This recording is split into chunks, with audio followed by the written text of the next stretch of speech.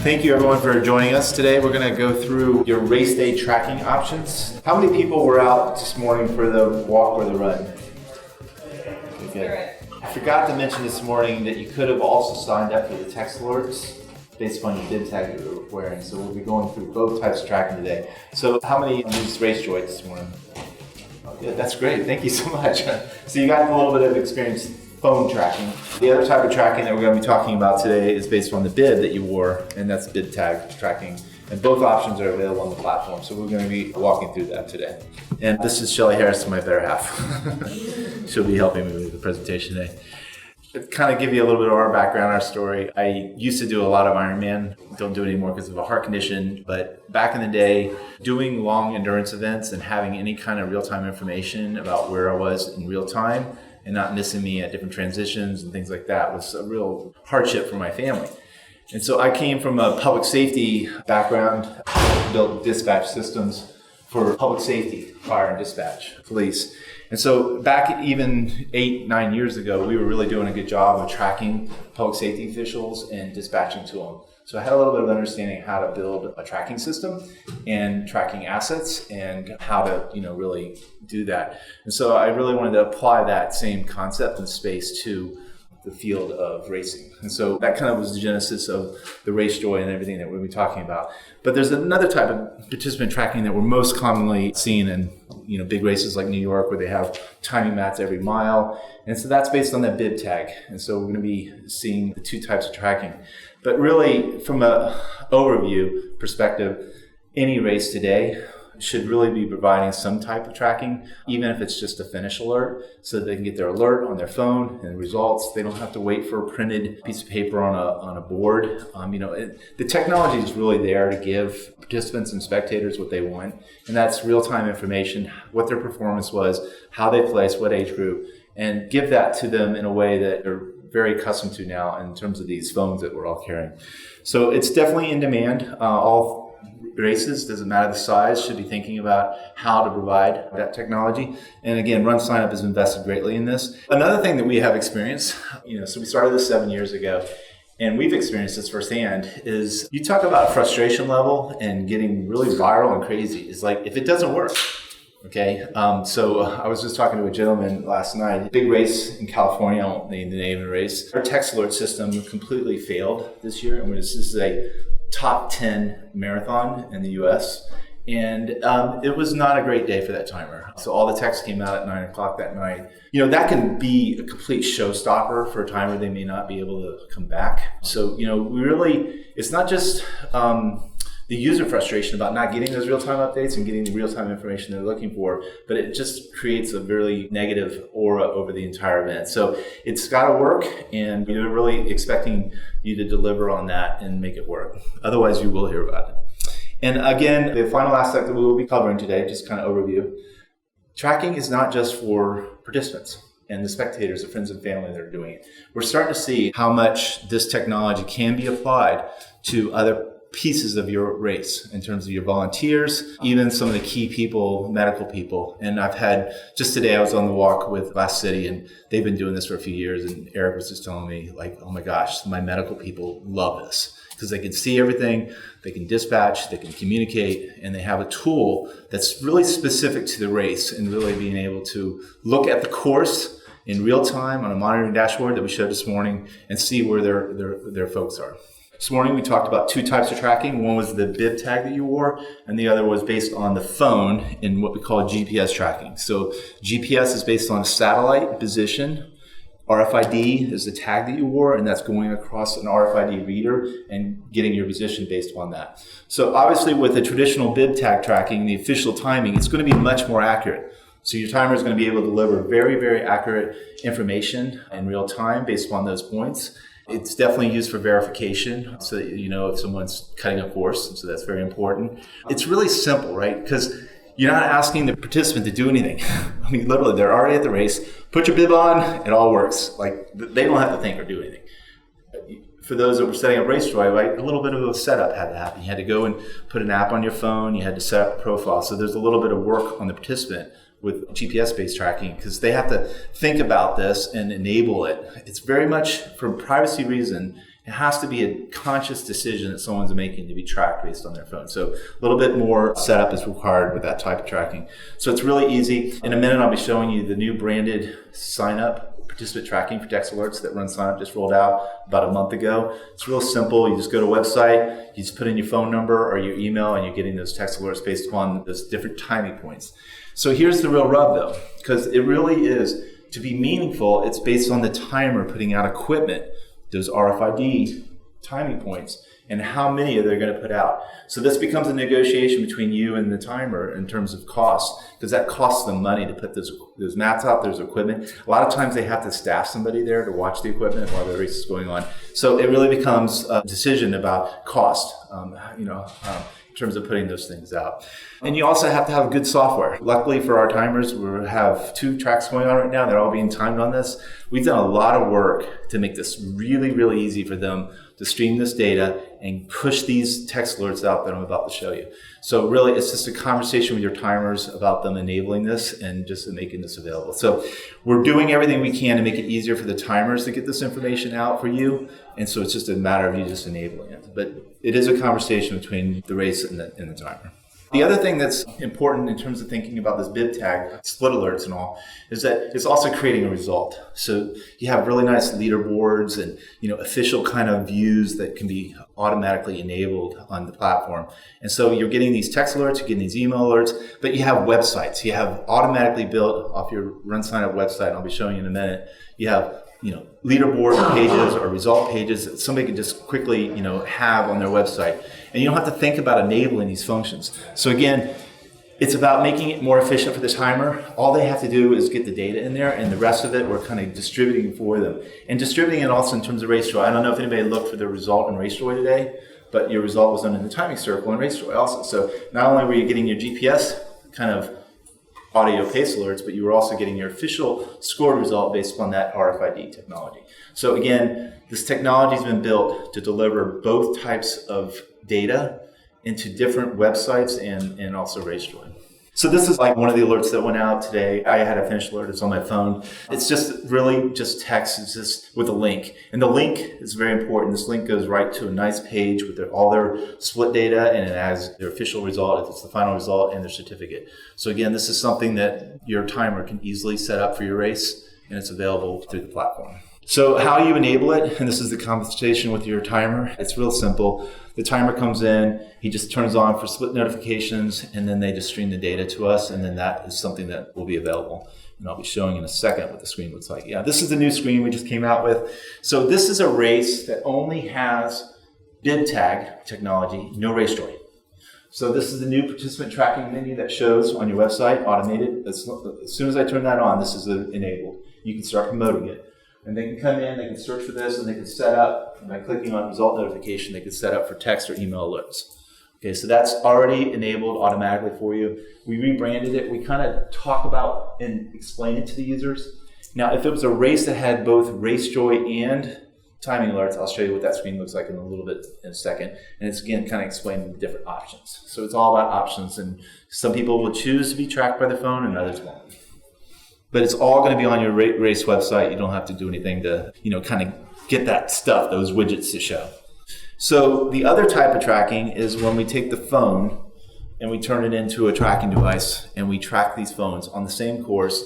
Now, what's different about RaceJoy than the training app is that we're measuring you relative to the course that you as a race director are certified and put into the system. The alerts are sent based on proximity to those points that you put, and they're arbitrary, typically every mile for run, every 5 miles for bike. But you can schedule, again, if you were on the thing today, I scheduled a couple points, like the turnaround and stuff. And so you can put points in, and you can make those issue alerts too. So if you really want to have a split alert go out at the turnaround, just turn that on, and that can happen. So what's different, again, is that we're using the phone as a tracking device instead of that bib tag. It does provide for true real-time information. The New York Marathon has a really good app. It's based on bib tag though. And so I'm getting those bib tag alerts every mile, and then it's estimating and it's showing a blue dot move, but it's based upon looking at like the pace in the last mile and figuring out and estimating where that is. It's not true actual position. If you have enough money and equipment and put alert out every mile, you get and they work. you get really good results. If you're a race that can only put one timing point out at a turnaround, your estimation of that blue dot's not going to look too good. So that's why GPS is really powerful, because you're really giving actual position. It also offers a safety advantage, and I'll be talking about this in a minute. So now we can start thinking about other types of events that you might need to have better real-time information, where it might be more of a requirement to have that, and we'll be talking about that. It does require, again, it's not as simple. It does require a phone. It does require them to activate tracking, like this morning. Remember, I'm sorry about the alert that went out at 4:30 about activating your tracking. So normally that goes out 20 minutes before the race, but I was doing some testing, so I'm sorry about that. So anyways, we do things to remind people, because there's a lot going on in that last 15 minutes. So, and we also will send them an audio alert, say, turn your tracking on. Our intention with this technology is not to replace timers. We are complete timer partners. It really is the supplement. So the timer is going to put that start finish out, maybe a key cheater mat. And then just for those participants that want to kind of opt in and have that real-time tracking or those mile alerts, that's 60% of your field has that option. I'm going to use the microphone. I feel like a rock star. Okay, so RaceJoy is RunSignup's race day app. And we like to say it's changing the race experience, because we're trying to touch on multiple factors of the race. And I'll cover that briefly now. But it definitely offers much more than just tracking. We've had close to 1 million users. We've been around for over 7 years. And we've had, in the last year, 2019, we had close to 4 million progress alerts go out. So the product's been tried and tested. And with that, all of these years in different scenarios, we've added on features that can help you on the back end of things and provide more value to your sponsors and so forth. So you'll see that it's pretty robust. It's not just a simple tracking tool, but it does offer very advanced tracking. So this is what it looks like with blue dots if you missed it this morning, but this is showing more of the monitoring. So an individual using the app can track up to 50 people at a time. And that's just because at first we did 3 people, and then we did 6 people, and people complained that they want to track more.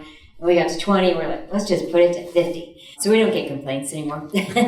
But you do, from your end, on the back end, you have a dashboard that you can monitor things, and you can track all the runners if you want. Obviously, if it's a really large race, that wouldn't be really beneficial. You can also track your staff and so forth from the back end.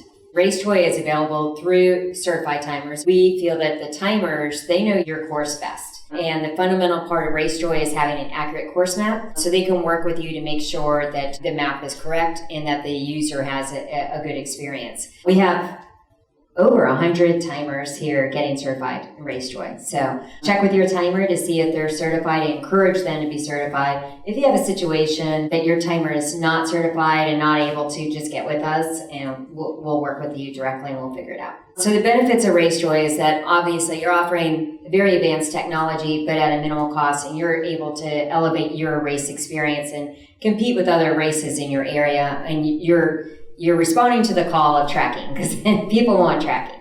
And then it reduces your staff support. I hear this all the time, that they don't get as many questions about people being worried about the participants. And people like with health conditions, they actually use RaceJoy more because they're supporting spouses and so forth. They want them to carry that.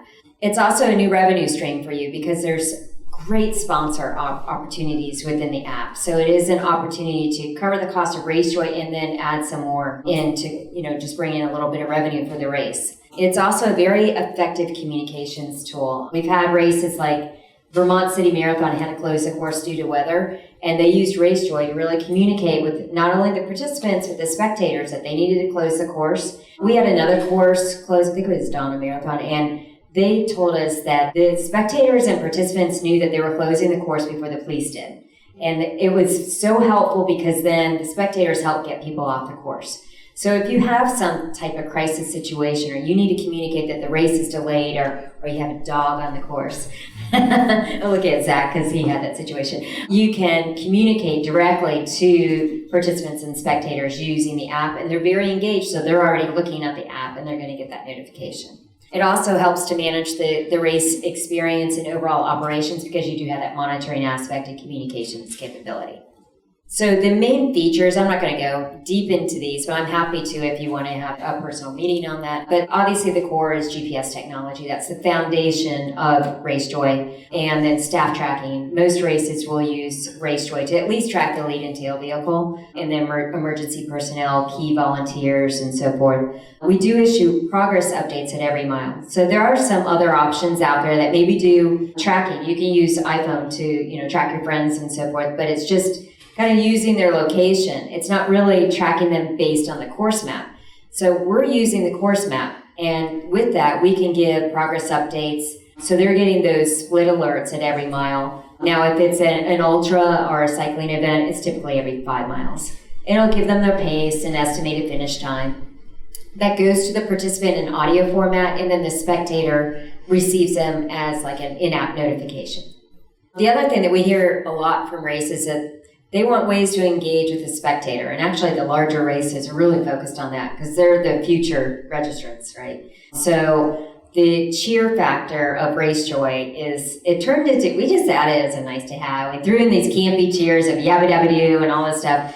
And now it's like everybody just loves that cheer feature.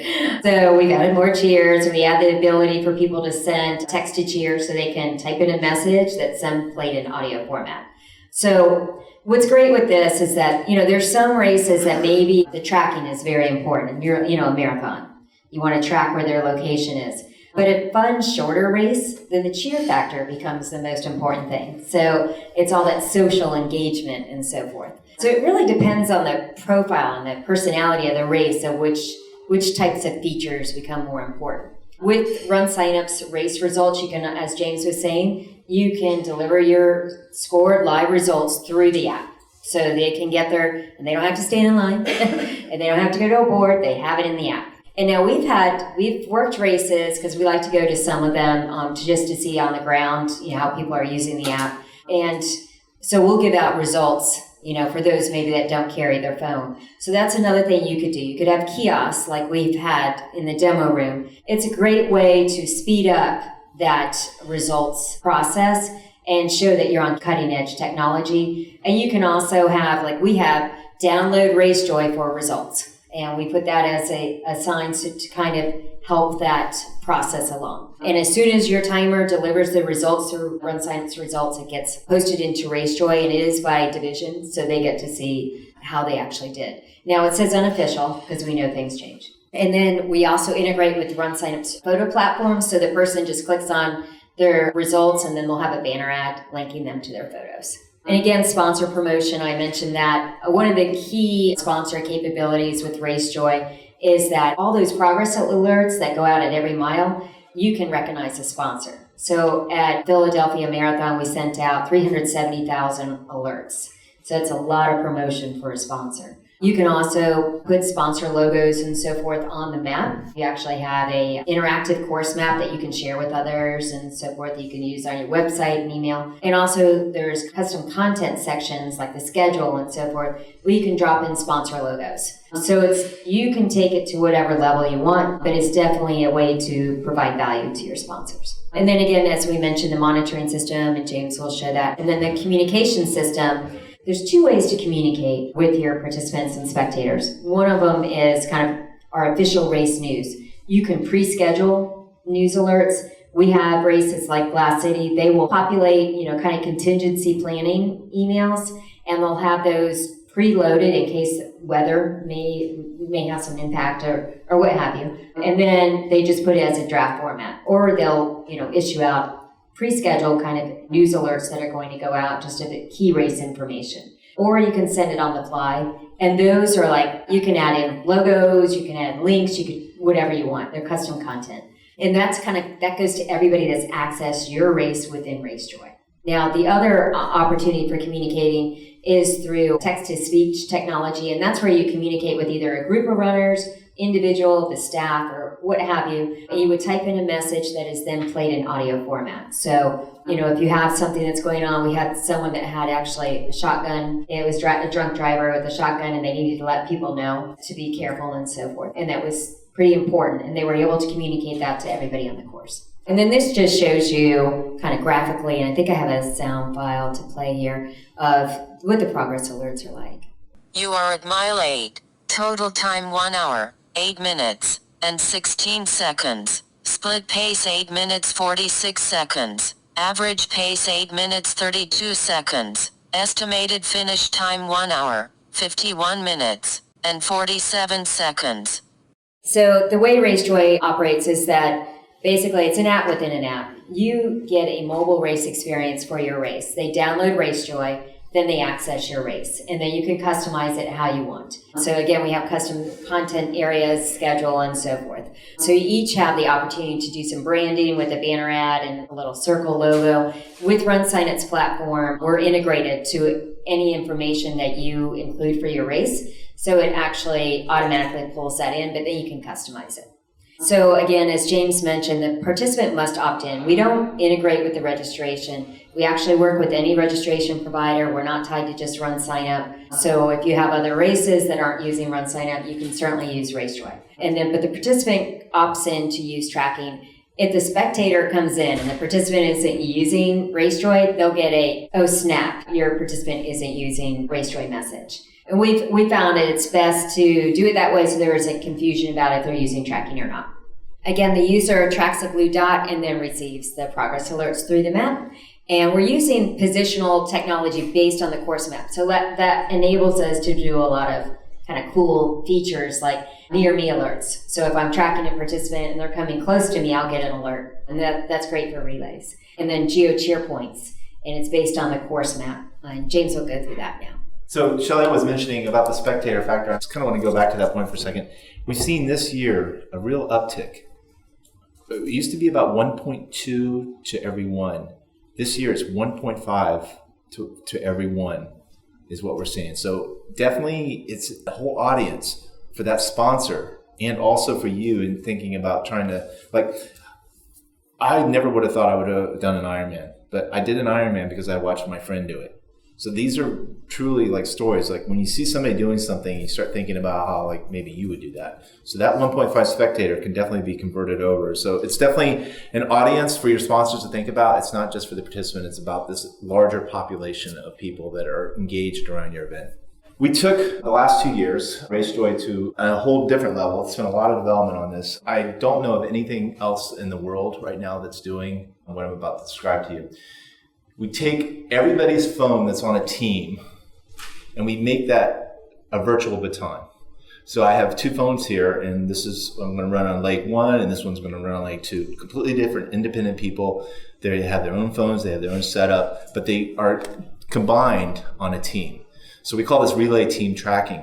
The team tracking goes one step further in terms of giving a progress for the overall team. They can look at stats as they run and when they're sitting in the van and all. So they can see their progress for each leg and how long that leg took. They can see how the team's doing, what the estimated finish time is for that team. And so very popular for marathon relays all the way up to something like, Zach's Ville-to-Ville. Just seeing a lot of usage of this for the relay team tracking. Shelly talked about the near me alerts. I mean, that's so cool, right? You're sitting there in the van and they're 200 meters coming and your phone's cowbelling off and you're getting alert, John's coming. It's just a lot of technology has been built to help for the relay experience if you have any events in that space. We want to keep taking this stuff to the next level. One of the things we're really working on this year in 2020 is what we call more offline. Because again, we see in the relay space, especially in the trail industry, a lot of these places are where cell conditions are bad. I will tell you, we have built a lot of technology for poor cell conditions. We call it store and forward. If the phone has the data on it, like they've engaged and they put the data on their phone, they'll be able to start their leg, they'll be able to be tracked, all that will work. They just won't be able to share their blue dots because there's no cell data to share that data with the people. But as far as the participant, they'll be able to kind of do that. And so what we want is to go to the next level so that even if you're in bad cell conditions, you can still look at the map and actually see like an offline map. You can see where you are relative to the map and just continue to evolve this technology. We definitely have been seeing more safety aspects. Again, if you have an event where there's any kind of safety requirements that are being given to you, there may be a boat type of event that you're doing. We had a rowing thing that went all around this island up in Massachusetts.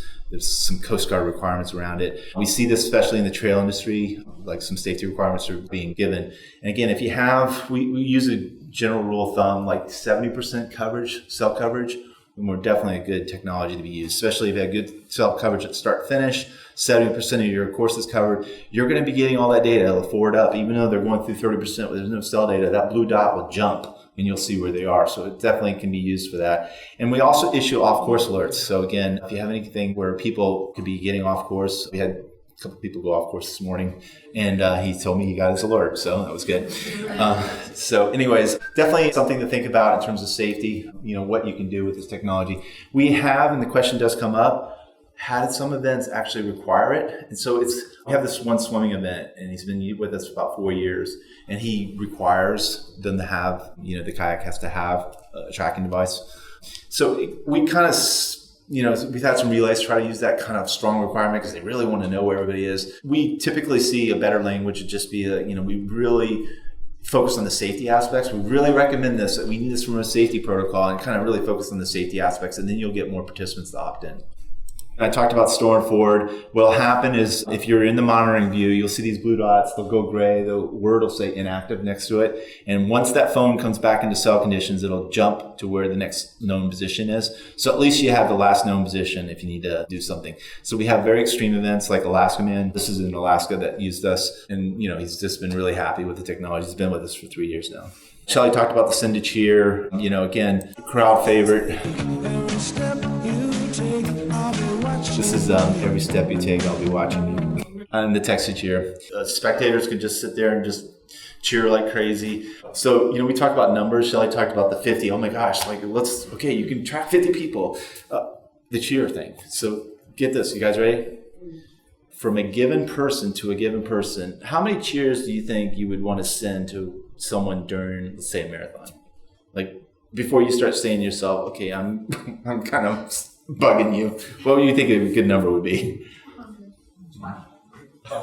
20? 4 or 5. 4 or 5? Yeah. Right.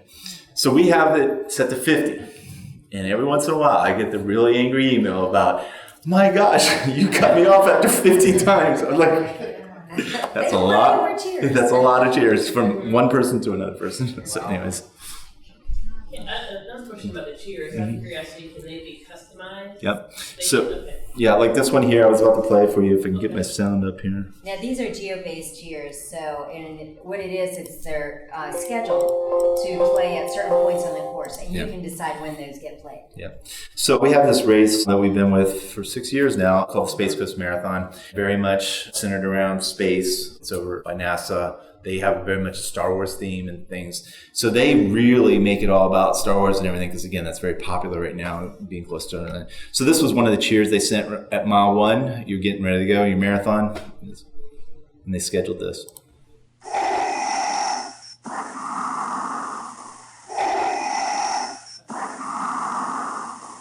Take a deep breath and enjoy the day. And then they actually had a little sponsored tag on it. We don't recommend just straight sponsorship. We had one event that was just full on, like Commercial. 30 seconds of commercial. And we got a lot of negative feedback. So we really have a little bit of quality control on this. But you can definitely put a tagline like that one. Enjoyed a nice day from Publix or whatever, or maybe around a water stop. So you can put taglines in, and that gives that sponsor value. But just avoid straight advertising. Again, with that customization, just make sure the race can customize. Absolutely, on your dashboard. But not the participant. No, yeah. Okay. The participant can Not just the spectator. They can type in a they can message. type in a message, Okay, and so we can do it then. yeah, This goes to Amazon.com, right? yes, That does it. if it's race provided. So you can create your own file and upload that. Yep. So you don't have to use that text to speech at the end. Yeah, we have some races that have actually had Yeah. very professional marketing agencies create very professional MP3 files, and we're like, whoa. I mean, I was like, how much did they spend on that? With the little sound and all that stuff. But yeah, it's technology that's in your hands. You either use our sound clips, create your own little sound clips plus a message, or create a completely customized MP3. And you can customize that on your map. If you're going to do completely customized MP3s, there's like a 5-day waiting period, so you got to get it loaded in so we can do some quality control. Where is this all found? It's in your dashboard under RaceJoy and their map. And if you go into your map on your dashboard, click on map loading videos, and about the third video down is a tutorial on how to do this. As a race director, this is really important. It's not your job to teach the app. We are going to do everything to teach the app to users through different forms of communication. And we have support, phone number, and email. Just send them to us if you have any questions. And it's amazing. Last year we had 300. I don't remember what the number was. 300,000 users or something last year. And we go through weekends where we have 40,000 users. We really don't get much support email. Now I know our interface has got to be improved and staying up with the latest technology, but we don't get a lot of questions. So I think most of the users kind of understand apps and how to use apps. So you can use RaceJoy for not only tracking the participants, but also your operations team. We don't currently have a way to just have them come into the app and say, I'm a volunteer. Okay, so the way it works is they still come in and say, I want to be tracked. So you have two options. I want to be tracked or I want to track someone. What we see races doing is they give out special instructions. We have a sheet that we can help you with, a template that says, hey, for all my staff people, I want you to log in not with your name, but I want you to use either these role names or assigned names so you can quickly find them in monitoring. Another thing we see them do very effectively is use a special identifier. You guys saw that bib, enter the bib, part of the profile. Remember, we're tracking a phone, so that's just completely optional. We don't care. It says people like to have a number, so that's why we put that screen in. But you can use that number as a special identifier and say, all my volunteers use this number. All my medical people use this number. And then when you go into the monitoring, it's a quick filter. You can just, boom, on the monitoring screen, you see all your blue dots that are medical. You can see all your blue dots that are volunteers. So that's how we've been doing it. It's not perfect. It's not truly role-based, like, they log in as a volunteer, but it does the job. The race monitoring, we kind of talked through that. And the race monitoring is intended to be through like a laptop, not your phone. Yeah. So it was interesting today. I was talking to a gentleman. The replay. Don't overlook the fact that you can click on a person and hit replay. You would be surprised how often that is needed when the timing data system, for whatever reason, their bib is all crumpled. They had it over a jacket and stuff. Like, it really happens. And now that participant, again, that's 60% of the people that actually chose to do this. This is a backup system to your backup system. So you can just pull up monitoring. If they chose to run by the phone, you have a way to look at their data. You can see when they're finished with it. It's GPS. It's within 60 seconds, but it's better than nothing. And you can see, you verify that they did the course. So you just click on the person, hit replay, you can see all their data, and you can see that they ran the course and what their finish time was based on GPS. And this is the tracking console. This is just me looking at a given mile. I can see how many people, how many phones passed that mile. And, you can do auto glance. And so this is what that orange replay line looks like. So I did a replay here of Dara. So this is her orange replay. And I saw that she ran the whole circle and everything. And I have a time that I can look at and decide what to do with. As Shelly said, we're integrated with mobile results and photos. So they can click on them and go right to the photo if you have those tagged photos. It provides for a nice kind of results interface. And I have to tell you, this last year we talked about the doubling due to the timers using this. I've seen more and more, because we do monitoring. At the end of the race, people that didn't activate their tracking. But all of a sudden at the finish line, I see all these phones, blue dots come all on. What they're doing is they're looking for the results. So they set up their profile, they get everything set up, and they're like, I don't want to do the phone tracking, but I want my result. Really interesting. And they take photos of that and post it on their Facebook and stuff. So it's nice to have your branded banner there. And Shelly talked about the real-time communication. Again, there's 4 different levels. One is the pre-scheduled news alerts that you can send out that are just like notifications. You guys get those from your apps, the weather apps and stuff. You click on it, it goes to a full piece of information. It can have anything you want in it, links, pictures, videos, whatever. And those can be pre-scheduled. We have direct communication, or from that monitoring view, you can just send a message just to a filtered view. So you can filter everybody that's of a certain category and just send it just to that filtered view. And so if I needed to just send a message to all my medical people, I could do that. Or if I wanted to just send a message only to the ones that are in the 13.1 but not the 10K course, not a problem. You just choose the 10K, blast out a message to those people on just that one course. So there's a way to segment your population in terms of the direct communication. And it is text-to-speech audio, but lots going on. I missed it. I didn't quite catch what the race director was telling me. All I got to do is look down on my phone, I go to the buzz bucket, and I can replay it. So I can just click on it and replay it, and I can look at it. So it's not like you have to hear it necessarily every time. You can go back and look at it and see what was happening. When you send a message, it's audio only? It's a notification. It's audio only. Yeah, but it's only audio. It's stored as audio file. It's text to speech. So it's actually a piece of text you're sending out of the phone, and then they receive it in audio. But if they didn't quite hear it, they can go back and replay it. But they replay it. Yeah. Replay it. Audio. What's So if important? we had an emergency, this is the one form to send it. Yeah, and I would recommend if it's something really important that you repeat it, the message, just so that they hear it. Make sure that they hear it. So Type you the type it in message. twice. You know how like you get those like. We need you to go to the medic. And then say it again. We need you to go to the medic.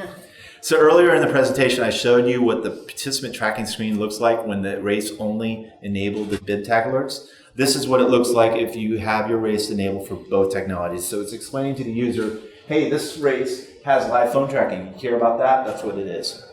Oh, this race also does text alerts. You just care about that, set up your result notifications. The work that we're doing with our timers right now in these 2 rooms is all about our new platform for scoring and results.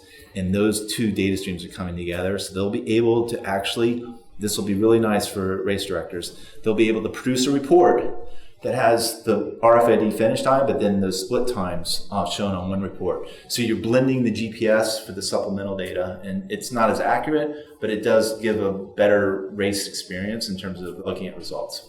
Really, we see this combination of the RFID data here, plus the GPS data coming together in a common kind of way for timers to present that data, both in terms of results and also just looking at what's happening. So this is really where we're going to try to bring the 2 technologies together, not meant to replace one or the other, just meant to work well together.